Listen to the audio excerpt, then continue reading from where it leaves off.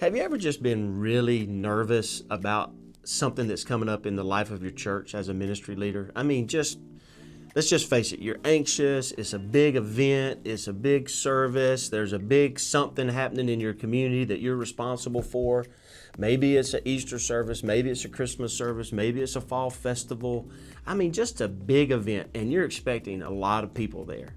It's really, really normal to feel anxious, or you're excited but you're nervous. What if nobody comes? What if you mess up? What if it just doesn't turn out the way that you hoped it would? Man, finalizing those details and all of those emotions can be really overwhelming at times. You know, I'm taking a new hobby on right now, and I'm at the very beginning of this new hobby. I'm going to actually try to grow roses. I mean, like real roses. My dad could grow roses, and he loved growing roses. He had a big rose garden, and he used those to share with people in our community. And recently, I've decided that I want to try to grow roses.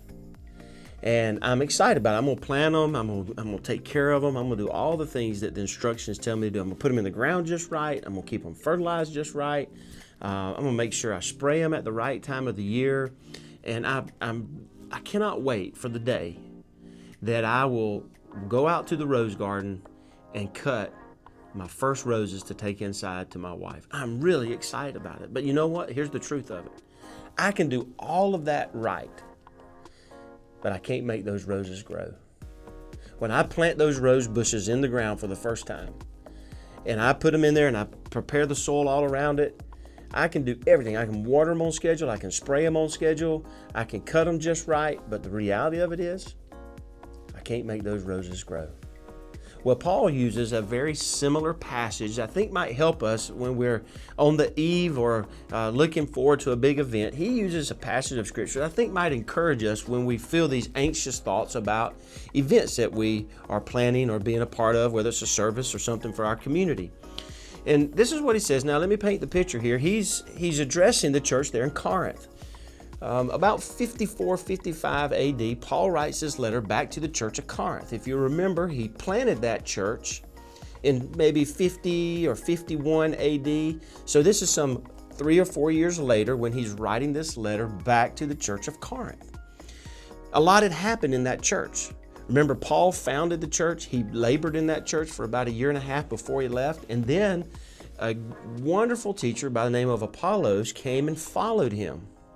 What happened in that church was the church began to get divided. It became divided because some people would say, hey, I follow Paul. Paul is the founder of our church, and I follow Paul. Others would say, hey, I follow Apollos. He's the eloquent teacher, and I'm following Apollos. And what it led to was a church that was actually divided.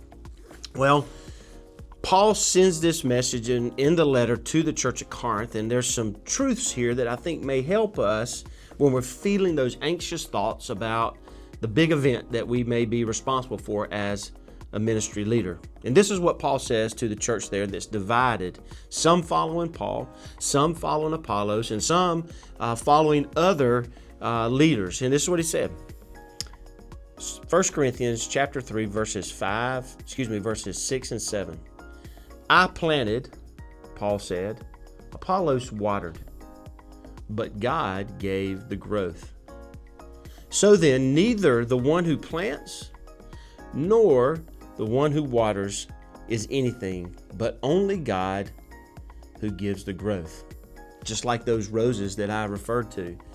I can plant them, I can water them, and I can fertilize them. But the only way that there's ever going to be a rose that I can cut and take inside the house is if God causes that rose bush to grow. I can go out there and look at it and dream about it, and I can visualize a rose in my brain. But the reality of it is that rose bush isn't going to produce a rose unless God causes that rose to grow. And Paul is sharing that with the people there in Corinth. He said, listen, I planted, Apollos watered, but only God can give the growth. I want to give you 3 truths that I hope you'll hold on to if you feel yourself a little bit anxious about an event that's coming up in your church or in your community that you're responsible for. Number 1 is remember your role. Remember your role. Me and you, we're just faithful sowers. I can remember being on the eve of maybe launching a new camp, a brand new camp that had never been done before. I remember being on the eve of launching the Connect conference, and I remember how anxious I was, and I remember how anxious I was when we've launched new camps. And I can think about just how that may feel and how that did feel in my own life. But the reality of it was, all God was calling me to do and all God's calling you to do is just to be a faithful sower. Paul said it this way: I planted and Apollos watered. They just had to be faithful to do what they were called to do. You don't have to do everything today. Some people are going to be walking into your church or walking into your event, and they may be hearing the message of Jesus clearly for the first time in their life. And others may be in a different place in the spiritual journey. But our simple encouragement for us today is that our responsibility is just to be a faithful steward. Faithfulness in preaching the word and sharing the word. Faithfulness in welcoming people with genuine love. Faithful in creating a space where the people of God can encounter new people. You see, the harvest may not come today, or it may not come on the day of your event. And that's not our responsibility. Our responsibility is to be faithful stewards. And God uses that faithfulness in ways we may never understand or realize. Number two, number two. Trust God with the results. Paul said it this way: God has been making it grow. Not Paul, not Apollos, not me, not you, but God has been making it grow. So we have to trust God with the results. Yes, we want to have results. There's nothing wrong with being a ministry leader that's driven and wants to see results from events and things that they're doing in their community and in their life with their church. But we have to remember, and this can be this can provide us a lot of peace on the eve of a big event or a week before a big event, is that we have to trust God with the results. Only God can soften a hardened heart. Only God can do that. Only God can heal someone carrying pain of a relationship that's gone bad, or pain of a job that they lost, or pain of something going on in their family. Only God can heal somebody. Only God can help someone who's carrying that pain. Only God can awaken someone in their faith journey to help them understand the hope that's found in Jesus Christ alone. Only God can do that. We can do all the things around it, but the reality of it is only God can do it. We can till the soil. We can prepare the soil. We can plant the rose bush, if you will, but only God can cause the results to happen. Try this with your team. Before a service begins, or maybe before an event happens, maybe offer this prayer with your team. God, as we have prepared, now we trust you with the work. God, now that we've done our work, we trust you to do your work in the lives of the people that we'll come in contact with. It puts the focus where it needs to be. It's not about us, but it's about God working in people's lives. And so we want to make sure that we do that. The third truth I'll share with you here as we wrap up is this: celebrate being a part of what God is doing. Man, ministry is never a solo effort. And Paul kind of concludes by reminding the church that both the one who plants and the one who waters are working together in God's field. It's not one or the other, but it's both. And ministry is never a solo event. It depends on more than just us. It takes volunteers that are welcoming people. It takes worship leaders preparing songs if it's a worship event. It takes tech teams making sure things are happening. It takes children, people serving our children as things are going on in the life of our church. I mean, it's everybody working together. And we need to celebrate that we get to be a part of that, of what God is doing. Today, somebody may walk into the event that you're doing, or maybe this week as you're getting ready for it, whatever the event is that you're planning, and somebody may walk into this event discouraged, searching for hope, wondering if God even sees them. And only in God's sovereignty could be explained that He would use us to carry that message to them. And then He does the work.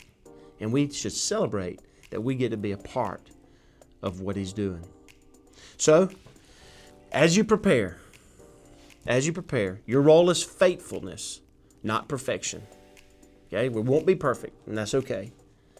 God is responsible for the results. And remember that we get to be a part of something bigger than ourselves as God works in people's lives. Heaven keeps the records. We don't have to worry about that. Of every seed that is planted, heaven knows. And God specializes in growing things that we cannot even see yet. I don't know how God can take a stem that has thorns on it, that has roots in the ground that we can't see, and then above the ground grow something as pretty as a rose. I don't know how he does it. And likewise, I don't know how he takes the life of a person who's far from him and brings them into a place where they want to know Christ and give their life to Christ. That's the work that God does that we can't see. But the work that we get to do is to prepare the soil for God to do what's the most important work of all. And we don't have to do that. That's his work. We just have to work alongside of him. So whatever anxiousness you're feeling today, whatever excitement that you have today about whether this is going to go the way that you want to, let me just assure you, be faithful and trust God with the results.